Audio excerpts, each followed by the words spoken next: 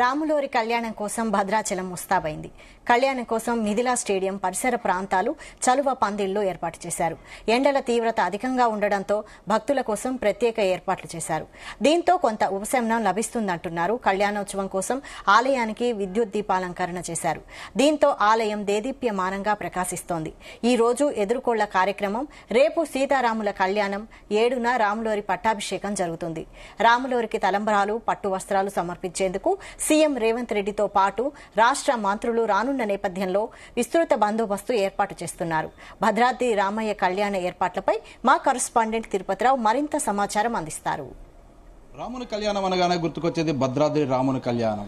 దక్షిణ అయోధ్యగా పిలువబడే భద్రాద్రి రామయ్య కొలువు తీరిన భద్రాచలంలో శ్రీరాముని కళ్యాణం కోసం అంగరంగ వైభవంగా నిర్వహించేందుకు అధికారులన్నీ ఏర్పాట్లు చేస్తున్న పరిస్థితి. భద్రాచలం మిథిలా స్టేడియంలో అయితే స్వామివారి కళ్యాణాన్ని తిలకించేందుకైతే భక్తులకి వివిధ సెక్టార్లు కూడా ఏర్పాటు చేసిన పరిస్థితి ఉంది. మనం విజువల్స్ లో చూసుకున్నట్లయితే ఇక్కడ సెక్టార్లు భద్రాచలం స్వామివారి యొక్క కళ్యాణాన్ని తిలకించే విధంగా అయితే ఇక్కడ సెక్టార్లు ఏర్పాటు చేశారు.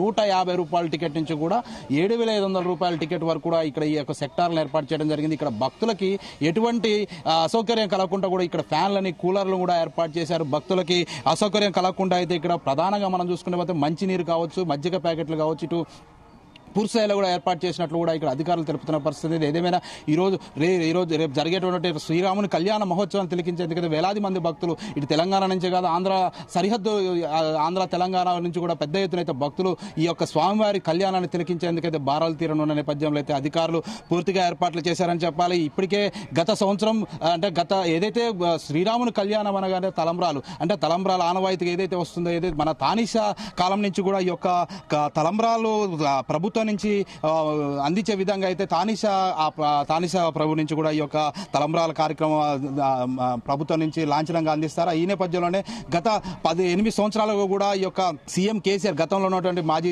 సీఎం కేసీఆర్ కూడా ఇక్కడ 2017 వరకు కూడా అందించిన పరిస్థితి. ఈ నేపథ్యంలో గత సంవత్సరం ఎన్నికల నేపథ్యంలో అయితే సీఎం రేవంత్ రెడ్డి రాకపోవడం, ఈ సంవత్సరం సీఎం రేవంత్ రెడ్డి వస్తున్న నేపథ్యంలో అయితే స్వామివారికి పట్టు వస్త్రాలు, తలంబ్రాలు కూడా అందించనున్న నేపథ్యంలో ఇక్కడ అధికారులు అయితే పటిష్ట భద్రత ఏర్పాటు చేశారు. మనం గత సంవత్సరంతో ఎన్నికల కోడ్ నేపథ్యంలో అయితే రాని పక్షంలో అయితే ఈ సంవత్సరం వస్తున్న నేపథ్యంలో అయితే ఇక్కడ పెద్ద ఎత్తున అయితే ఏర్పాట్లు చేస్తున్న పరిస్థితి. మనం ఇంకా కళ్యాణానికి తిలకించేందుకైతే భక్తులు కూడా పూర్తిస్థాయిలో ఏర్పాట్లు చేశారు. మనం మిథిలా స్టేడియంలో ఉన్నటువంటి స్వామివారి తిలకించేందుకైతే భక్తులు పెద్ద ఎత్తున బారాలు తీరున్న నేపథ్యంలో అయితే ఇక్కడ అధికారులు కూడా జిల్లా యంత్రాంగం కూడా అప్రమత్తం చెప్పాలి. ఇప్పటికే జిల్లా మంత్రులు కూడా ఇక్కడ సమీక్ష సమావేశాలు నిర్వహిస్తున్న పరిస్థితి ఉంది. ప్రస్తుతం ఉన్నటువంటి భద్రాచలంలో కూడా తుమ్మల నాగేశ్వరరావు కూడా పర్యటించడం జరిగింది. ఇక్కడ అధికారులతో సమీక్ష సమావేశం నిర్వహించారు. ఇక్కడ ఎటువంటి ఆటంకాలు జరగొద్దు, సీఎం వస్తున్న నేపథ్యంలో అయితే ఇక్కడ పటిష్ట భద్రత ఏర్పాటు చేయాలంటూ కూడా అధికారులు ఆశించిన పరిస్థితి అయితే. ఏదేమైనా ఇక్కడ ఉన్నటువంటి భక్తులకు సౌకర్యార్థం అయితే సెక్టార్లు ఏర్పాటు చేసి వారికి కావాల్సిన సౌకర్యాలు కూడా ఏర్పాటు చేశారు. ఇక్కడ కళ్యాణాన్ని తిలకించిన భక్తులు కూడా ఏదో లడ్డు ప్రసాదం కావచ్చు, ముత్యాల తలంబ్రాలు కూడా అందించే విధంగా అయితే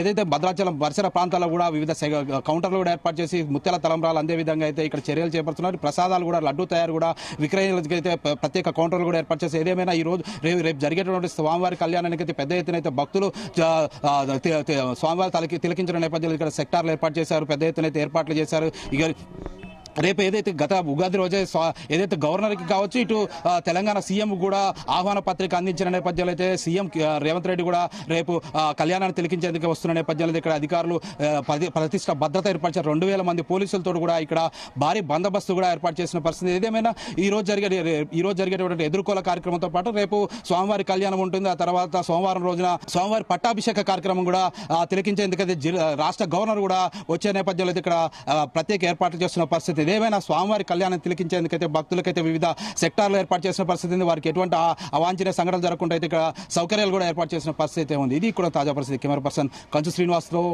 తిరుపతిరావు, భద్రాచలం మిథిలా స్టేడియం నుంచి.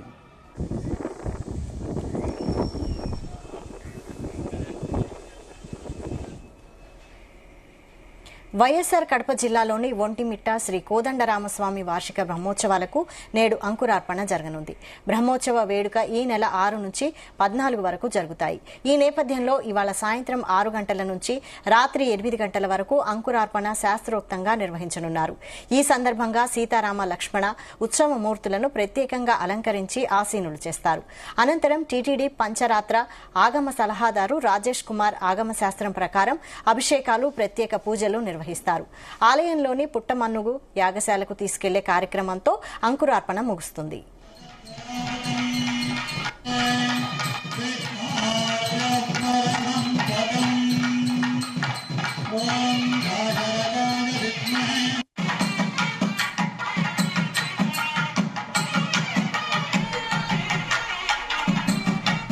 ఏప్రిల్ 6న ధ్వజారోహణంతో శ్రీ కోదండరామస్వామి వారి బ్రహ్మోత్సవాలు ప్రారంభం కానున్నాయి. ఉదయం 9:30 నుండి 10:15 మధ్య వృషభ లగ్నంలో ధ్వజారోహణం జరగనుంది. రాత్రి 7 నుంచి 9 వరకు శేష వాహన సేవ జరగనున్నాయి. కాగా ఒంటిమిట్ట బ్రహ్మోత్సవాలకు విచ్చేసే భక్తులకు ఎలాంటి అసౌకర్యం కలగకుండా టీటీడీ ఏర్పాట్లు చేపట్టింది. ఆలయంలో ప్రత్యేక క్యూ లైన్లు, చలువ పందిళ్లు ఏర్పాటు చేశారు. గోపురాలు, కళ్యాణ వేదిక, ఇతర ప్రాంతాల్లో విద్యుత్ దీపాలు ఏర్పాటు చేశారు.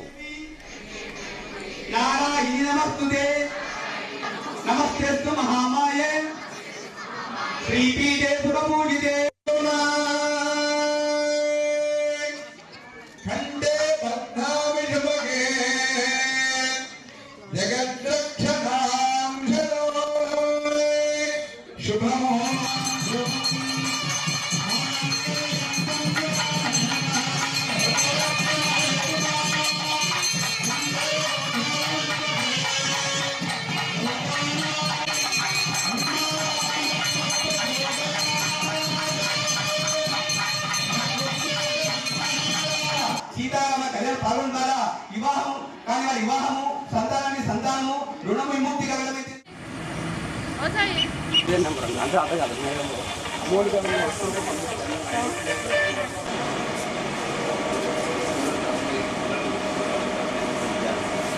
Thank you.